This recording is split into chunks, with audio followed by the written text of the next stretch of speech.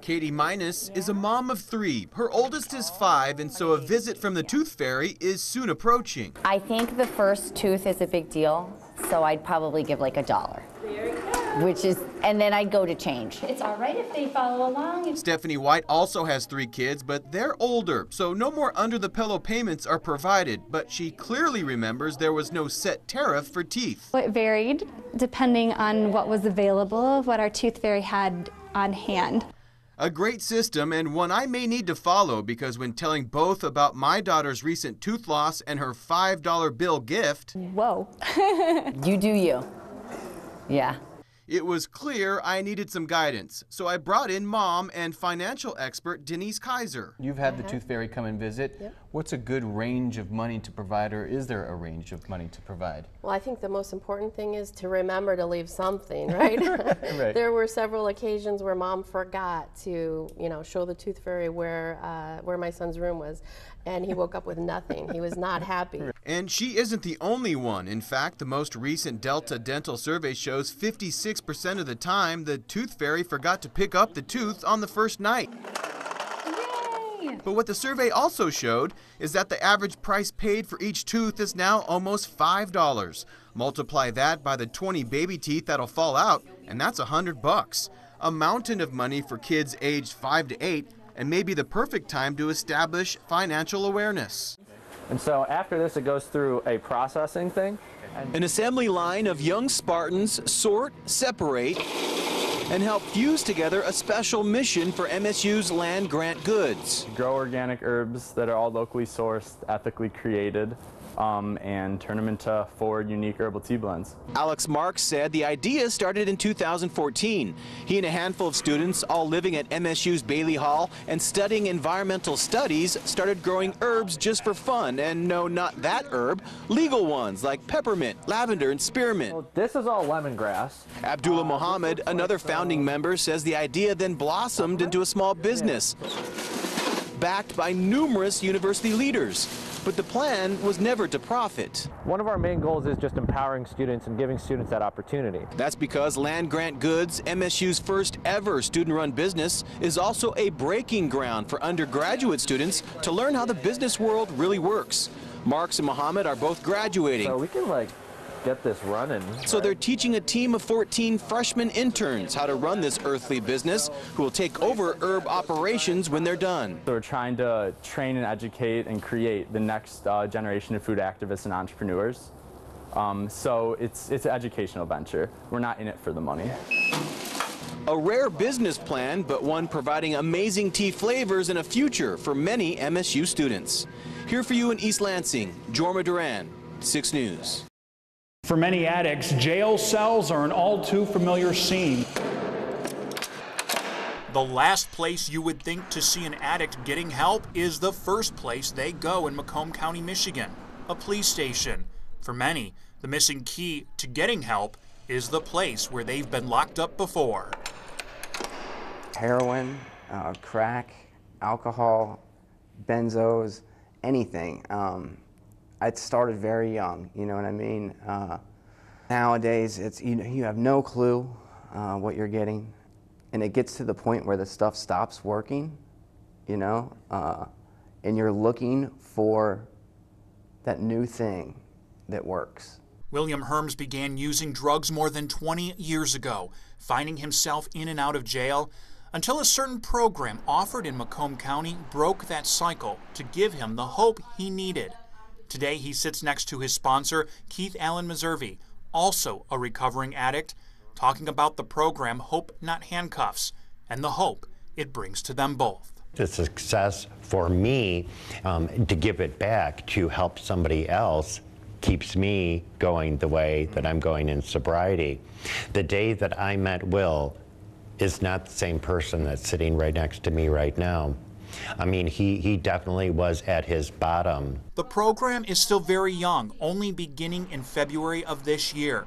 The way it works is simple. You walk into a police station as an addict, and you will not be arrested. Turn yourself into the police department, and we don't care how many times you relapse. We're going to be here to pick you up get you into treatment, and make sure that you're not on a death certificate somewhere. Judge Linda Davis introduced the Hope Not Handcuffs program to Macomb County, hearing of the success from a similar program in Massachusetts. Once an addict comes through the door with the cries for help, a sponsor, or angel, as they are known, will be called. The addict starts the path to hope within minutes. For William, it was the final straw. I had called treatments, I had called detoxes, 2-week waiting list, 3-week waiting list. A guy like me could either die within that 2 or 3 weeks, or I could come up with another plan. That other plan? Looking for his next fix. Judge Davis says society expects the behavior to change once the addict is arrested. But really, in reality, society needs to change when dealing with addicts. We really have to revamp the whole system and what we're doing with it to make sure that we are giving our future generation a shot. For many, Hope Not Handcuffs is that shot. Has it been a success? Absolutely. For me, I can't speak for anybody else, but for me it absolutely has. Amy Caswell says her world would sink without this makeshift wagon topped with food. I have a 17-month-old that stays with me, so it's very vital because we have to have food for him. She's the head of her household, but despite bringing home a paycheck, she still can't make ends meet. I do work, but my job isn't enough to get food for 6 people. It's a story of need that is shared among many in this packed pantry, and a situation Sharon Miller says is skyrocketing. It's terrible out there. It's not getting any better. For 19 years, Miller has provided meals for people in need at the Our Savior Food Pantry, but says it's never been greater than right now. In fact, officials at the Greater Lansing Food Bank expect more than 100,000 people will receive help this year in mid-Michigan, totaling close to 7 million meals. Help, food bank officials say, is essential for people dealing with financial hardships. Medical expenses, furlough, layoff, maybe working 2 jobs that the pay isn't the best. We want to be there to help them take food out of that equation so they can go to that next step. But also waiting in line are senior citizens and military veterans, the 2 groups of people Miller says who should never be here in the first place. The elderly, if they have Social Security and no retirement, they're not making it. And then the veterans are having a horrible time even getting help. Problems that lessen a tiny bit when food is provided at no cost, because without a place like the Our Savior Food Pantry, one of 140 across mid-Michigan, I would probably be starving, and so would my family. Thousands like Caswell would be lost. Here for you in Lansing, Jorma Duran, 6 News. With a light spring rain falling in the Millers' backyard, a small oak tree is the centerpiece of a freshly made memorial garden, honoring their son, a popular Southeast Michigan musician, with a long life ahead of him. But Brian Miller's addiction to heroin is what ultimately led to the music ending. To never hear him play his guitar again, that hurts. Or write a song. Or write a song. Brian's struggle began about 10 years ago in college when he tried heroin. A young man with a promising future was addicted. Now the question was how to kick it and get his life back. A phone call Brian's mom, Jean, was not expecting. If you're driving, pull over, I've got to tell you something. And he told me that he had a problem with heroin. I said to him, are you telling me you're a heroin addict? And he said, no, I have a problem, but I'm going to be fine, Mom. After about 9 years in and out of counseling and detoxing, January of this year seemed promising. Brian was clean and even went to Florida in March to enjoy family time with his mom, dad, and 2 brothers who were his best friends. Jean and Dave extended their trip a few days after the boys had left. It was the drive home, stuck in a traffic jam in Atlanta, when they got the call that Brian had succumbed to heroin. I look back on it, and I drove the whole way, and I don't remember a lot of the trip.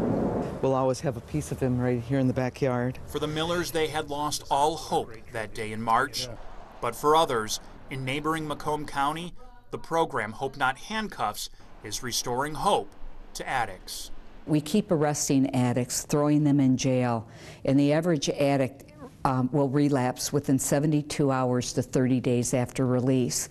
The program allows addicts to walk into any police station in Macomb County and get the help they need, which will break the cycle of throwing them in jail. If you think some police departments would laugh at this idea, you're not alone. Personally, me initially, not going to lie to you, I was not on board with it, and a couple reasons. Cops don't like change, and when this first came out, initially I thought right away, this is a free pass for somebody that's done something wrong, that should go to jail and should get charged, and now we're going to give them an out. Even the police departments that were like, I'll do it, but I'm only doing it because you asked me to do it, they now are singing accolades about, wow, this is so different, and this is so much more fun than going to a family's house to tell them, guess what, your kid is dead. It is the mission of Judge Davis to reach out to every police department in Michigan, asking them to offer the Hope Not Handcuffs program, a program that gives hope to some before all hope is lost. We were so hopeful for him, even though we always worried and we knew it would be a lifelong struggle. We had a lot of hope for our son. He had a lot of wonderful things happening in his life, and I know he didn't want to die. In Southeast Michigan, Justin Krieg, 6 News. So I see a place where people are really changing the way we think about the world, the way we think about disease, the way we think about and preserve health. And I see all the different disciplines in coming together in unique ways. Intentionally, we package the themes in this building to be integrative. Every theme stretches across molecules to man in every area, whether it's how cells work together and how we can change the way they work by engineering them to be different. All of those things are integrated throughout the building. So the building's integrated horizontally, vertically, and diagonally, everybody working together as a community towards common goals. So if you can, by looking at this lab, you can appreciate how much potential there is in this space. Dr. Chris Kontag makes it a priority to think about where science will be in 5 years by cultivating the minds of the men and women working in the bioengineering facility to forge new frontiers in scientific research. Imagine now taking that group of 20 people and expanding it to an entire building that could at some point in time have 300 or 400 people, all with that same mindset. What is our unique skill set that we can combine working as a community of scientists that will take us to the cutting edge of research and leapfrog in front of everybody else and set a stake in the ground to say, here's where we should be thinking about science today. And then using the team of scientists to get there. He talked with a physicist. When MSU President Luana K. Simon first met Dr. Kontag, she envisioned him designing something that was a magnet for several disciplines to collaborate on cutting-edge biomedical research. And now it's a 130,000 square foot reality with a price tag of $69 million. He's a person who understands and appreciates this nexus of making things in biology and computational work, and is doing it in his own work now. He's an inventor. He's highly collaborative. He's a good listener to find ideas and not just be a shouter of his own, which you really need in a leader for this kind of work. It's time to now change from just watching what happens to telling cells where to go and what to do. So imagine engineering a stem cell such that you can tell it to go to a specific site where there's damage to the tissue, and then reprogramming it to replace the damaged tissue and doing it all non-invasively without surgery. Dr. Kontag calls this a new era of scientific research at MSU, where a team of scientists who specialize in areas that relate to each other come together to work toward common goals. The whole point of this building is to take that philosophy and expand it 100-fold and really take that idea that we can cross disciplines, we can train people in a different way, we can think broadly about problems that bring bioinformatics into genetics research and bring different disciplines together, physics and engineering all together in one place. That's the whole point of this building, it's one big experiment. Can we really change the way we do science and build a really amazing place for scientific research?